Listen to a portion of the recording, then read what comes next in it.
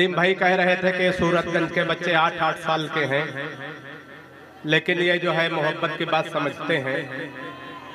ये देखो एक और समझ रहा है ना।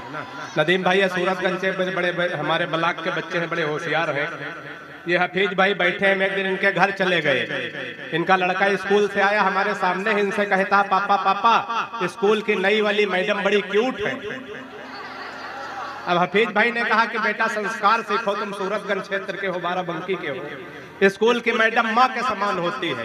बच्चा हफीज भाई का था, उसने कहा अच्छा पिताजी, हमेशा अपने ही जुगाड़ में लगे रहते।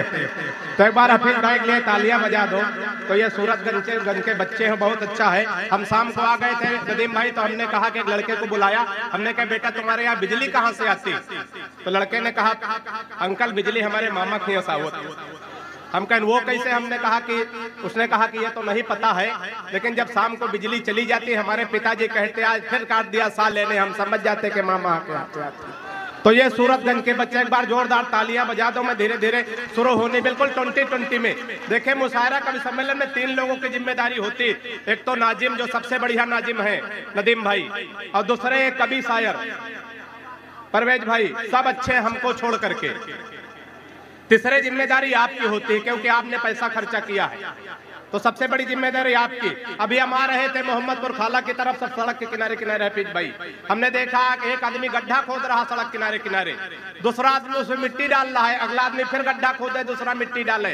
हम रुक गए, हमने कहा भाई साहब कौन सा कार्यक्रम चल रहा? एक आदमी गड्ढा खोद रहा, दूसरा मिट्टी डाल रहा, मतलब कोई नहीं। उसने कहा तुम वो बौखल नहीं समझोगे, ये वन विभाग की तरफ से वृक्षारोपण का कार्यक्रम चल रहा। इसमें 3 लोगों की ड्यूटी लगाई गई थी।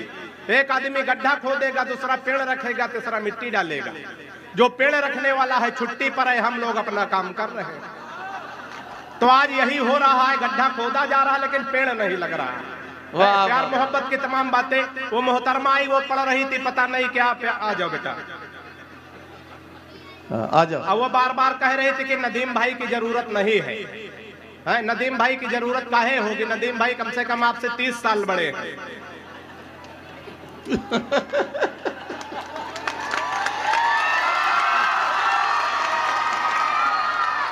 लेकिन जरूरत होना चाहिए एक संरक्षक के रूप में।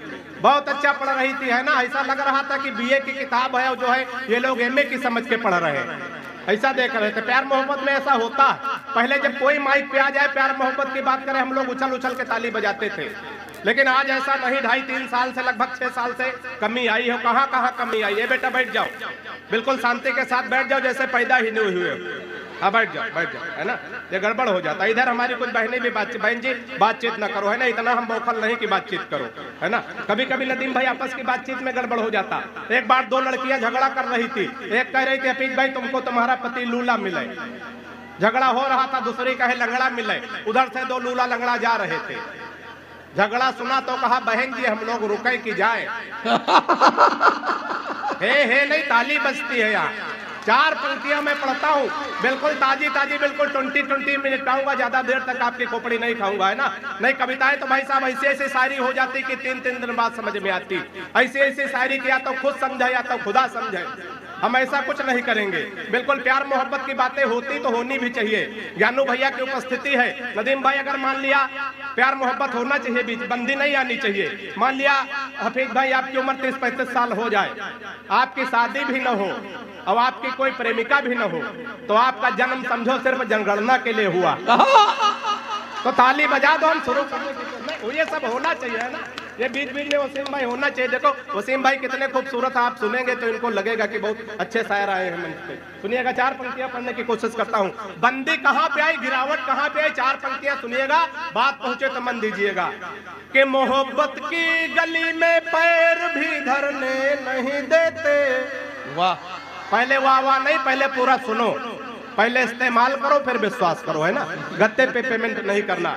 कि मोहब्बत की गली में पैर भी धरने नहीं देते, उगी है इश्क वाली घास पर चरने नहीं देते। दीवाना एक आशिक कह रहा था योगी बाबा से, दीवाना एक आशिक कह रहा था योगी बाबा से, खुद तो कर नहीं पाए हमें करने नहीं दे। तालियां बढ़िया सी आनी चाहिए, जितने मन से आप सुनेंगे हम सुनाने की कोशिश करेंगे। सुनिएगा। कहे मोदी जी ना खाएंगे और खाने नहीं देंगे, कहे मोदी जी ना खाएंगे और खाने नहीं देंगे, बनवाएंगे शौचालय मगर जाने नहीं। नदीम भाई, जब आदमी खाएगा नहीं तो जाएगा कहां से? ये माइक बहुत खींच रहा, ऐसे खींच रहा जैसे महाभारत में दुशासन खींच रहा था। कहे मोदी जी ना खाएंगे और एक मग्गा पानी लाओ हम डाल दे इसमें। कहे मोदी जी ना खाएंगे और खाने नहीं देंगे, बनवाएंगे शौचालय मगर जाने नहीं देंगे, विजय माल्या नहीं लौटेगा जब तक माल लेकर के 15 लाख हम भी खाते में आने नहीं देंगे। इसको सही करी को खत्म करो इसका, है ना। बीच बीच में ऐसे कर देते हो जैसे लग रहा कि हम भी बोल रहे हैं, हमारे पिताजी भी बोल रहे हैं। हाँ, एक तरह सही कर दो, एक जगह सेट कर दो, उसके बाद उंगली हटा लो वहां से, है ना। माइक से जो है प्रेमिका जैसा व्यवहार करो, पत्नी जैसा ना करो। हाँ हाँ, ये बार बार उंगली किए रहोगे तो ठीक नहीं, और तुम्हारी सेहत के लिए भी ठीक नहीं है।